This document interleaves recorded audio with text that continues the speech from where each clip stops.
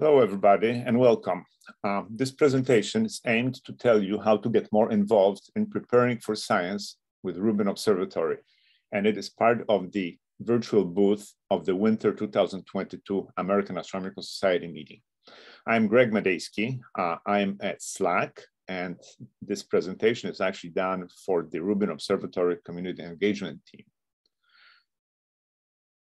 So, what is the Vera Rubin Observatory? It is an observatory located in Chile, and it features an 8.4 meter diameter primary mirror, which has about 10 square degree field of view camera with 6 filters. Such a big camera, of course, is excellent for doing surveys of the sky. And in fact, once complete, Rubin Observatory will execute the Legacy Survey of Space and Time, LSST. This 10-year Southern Sky Survey will make major advances in 4 core science areas. One is probing the dark energy and dark matter. The second one is taking an inventory of the solar system. The third one is exploring the transient optical sky, the objects that go bump in the night. And the fourth one is mapping the Milky Way. The LSST will cover roughly a third of the sky each night, and would be detecting billions of stars and galaxies and millions of transient variables and moving objects. The unprecedented data volume and complexity requires preparation to maximize the science return. So why should you prepare for doing science with LSST? Well, the scope and potential for the science with this instrument is enormous, and the volume of the data is unprecedented. Complexity is also pretty amazing, and the requirement for that means that you're unlikely to be able to fruitfully download the whole data set from LSST Rubin Observatory into your computer. Instead, what we plan to do is the people who will take advantage of the data will do something that we call next to data analysis. As I mentioned, since you cannot download the data, you will actually work and analyze the data in the Rubin Science Platform. So what is this Rubin Science Platform? It's a set of integrated web-based applications and services running at the Rubin Observatory Data Access Centers. And it includes tools to query, visualize, subset, and analyze the massive data release archives. And to learn more about it, please view the recorded presentation about the Rubin Science Platform, which is available at the Rubin Observatory AAS booth. So who can get involved? So this slide is a bit about the data policy for Rubin Observatory. That policy is described in a document that is listed on top of the view graph here. So the data right holders are astronomers working in US and in Chile, and that includes students who are working as well as international members of the communities who have institutional agreements via so-called in-kind programs with LSST. And data rights are required to be able to access the Rubin Science Platform and to work with and publish results based on the LSST proprietary data. LSST images and catalogs have a proprietary period of 2 years after data release. In addition, the variable objects, the transient events, will be made world public. Those are the so-called alert packets, and they will be accessed via so-called alert brokers. And to learn more about all this, please view the presentation about the prompt data release, data products, and the Rubin Science Platform. And that is available again at the LSST Rubin Observatory AAS booth. So let me cover a bit about how the science community is organized within the LSST. It turns out that LSST is structured around so-called science collaborations. And the best way to prepare for this is to join one or even more of those science collaborations. Those are independent worldwide communities of scientists, and they're self-organized into collaborations based on research, interest, and expertise, laying the groundwork necessary to prepare for doing science with LSST. Science collaboration membership is open to all, and it's a great way for astronomers to learn more about Rubin and to help themselves and their community prepare to use the LSST data products and services. Those 8 Rubin science collaborations are probably the largest one, the Dark Energy Science Collaboration, which is also involved in doing a lot of work on dark matter studies. Another one is active galaxies, active galactic nuclei science collaboration. Then there is also stars, Milky Way, and local volume science collaboration, which basically is interested in studying of our own galaxy. Then there is also transient and variable stars science collaboration, but those are not just variable stars. There might be variable objects, which are, for instance, at cosmological distances. Then there is a solar system sources collaboration, strong lensing science collaboration, which actually has pretty close relationship with the dark energy science collaboration. And there is galaxy science collaboration, which would be studying properties of a very wide range of galaxies. And finally, the last one is the informatics and statistics science collaboration. And you can learn about all those and how to join at the link that is listed on the bottom of the view graph here. Let me talk a bit about resources for reading and learning. So if you're looking for resources to learn more about Rubin Observatory and the LSST, you can try one or many of those. Perhaps the oldest and the most sort of original one is the web page for Rubin Observatory for Scientists. And again, the link is listed on this view graph. And it includes links to lots of key numbers, documents, recorded presentations, and so on and so forth. And you can follow the sidebar link to subscribe to an email list for the science mailing list for this particular facility. Perhaps the most complete and comprehensive is the Rubin Observatory Science Book, which contains a lot of the detailed science drivers and implementation of the science drivers that will be taking place in the course of the mission. LSST, from science drivers to reference design and anticipated data products, it's a summary of the science book and was prepared by Željko Ivezic a couple of years ago. And it is a very good document if you want to learn why is it that there were certain design decisions made in process of putting together the specific instrument. Finally, an important one is the Rubin Observatory Community Forum, which is something that has been in place for a while, but is really increasingly more active nowadays. And most of the categories and topics are publicly accessible, and anybody can make an account there and participate in the discussion threads. And again, finally, the last one is the Rubin Observatory Technical Documents. And again, this is something that if you want to learn a lot more about some different subtle aspects of the observatory, you can go to that and find those documents there. So let me talk a bit more about the LSST Community Forum. It turns out that that's a place where there is a lot of really up-to-date information, and it contains a lot of archival information as well. So if you want to search and read most of the content, you don't even necessarily have to have an account for the community forum. However, if you want to post topics and replies or make an account, you have to make an account. And that way you will set your preferences if you wish to receive any kind of email notifications. And the topics are organized into browsable categories. And those are the 4 examples are listed here: science and science collaborations, support for the science platform users, the data question and answers. Questions will be answered by Rubin staff, and also news and announcements. Finally, you can search for topics of your interest and engage in discussion with other scientists. And students are, of course, very welcome to join all of those discussions. An example of the screenshot of the community forum is on the left-hand side.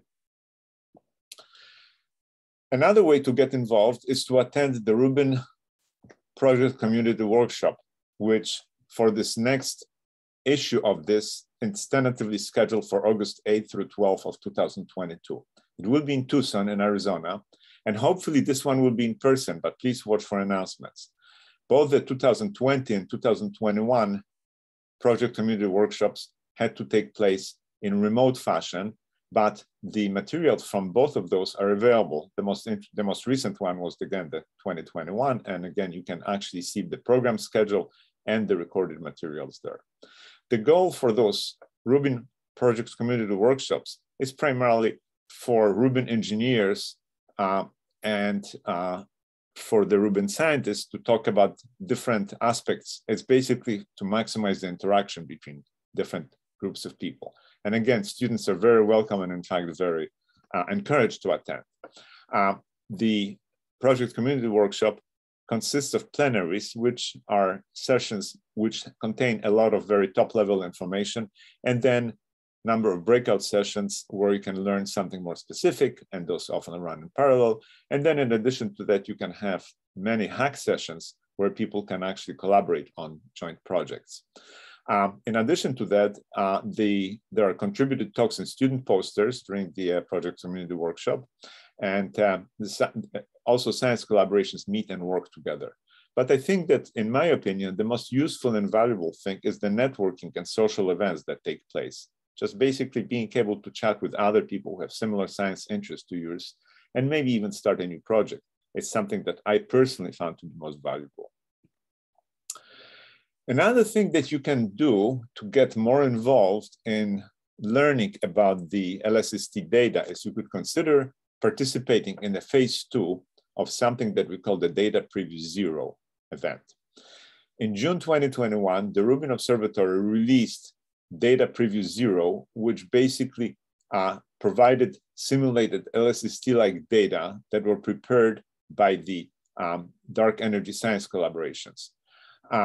The Data Preview Zero is the first version of this, contained about included about 300 scientists who participated in the event. They continue participating in this. This continues going on and probably will finish at some point in the summer of 2022. There are subsequent two data previews will be Data Preview 1 and 2, and those are to be taking advantage of the commissioning data.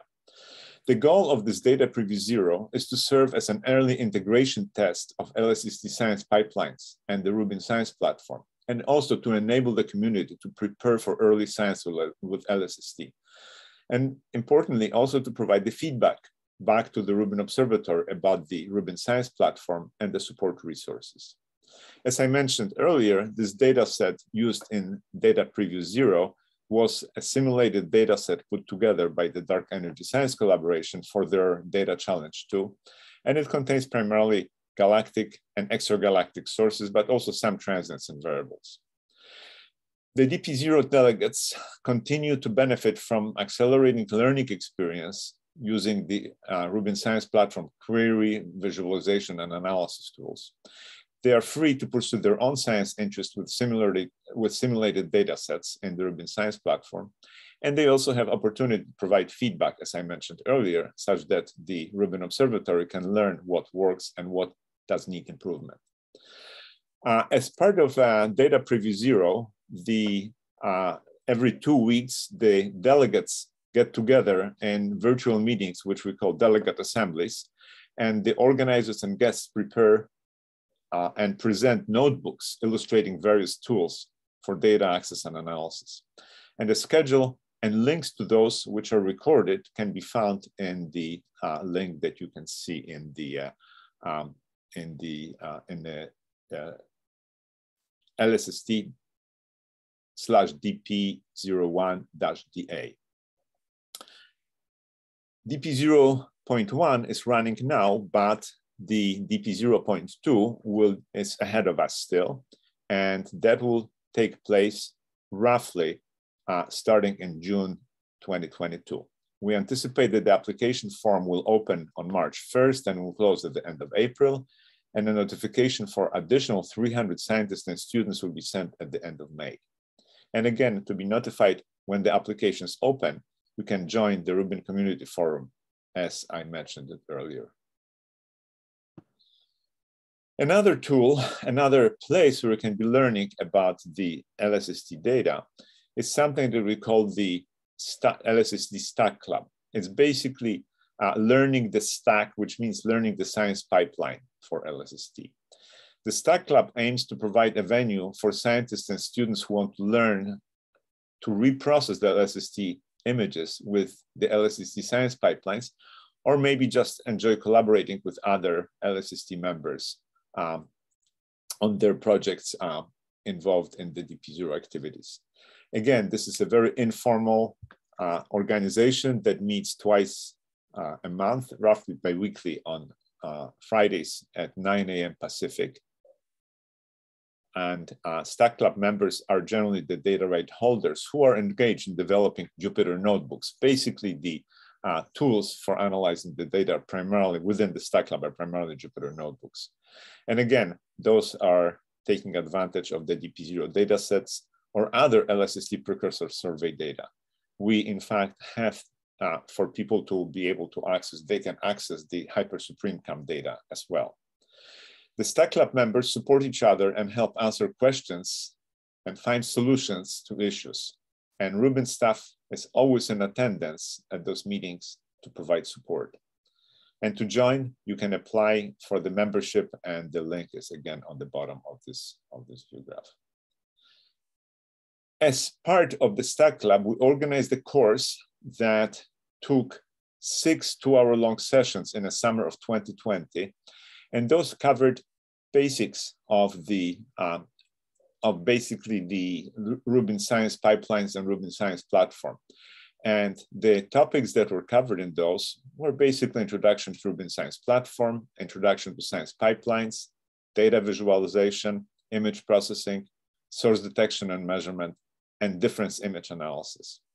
Those were all recorded. And again, the recordings are available in the link that is listed on the bottom of this page.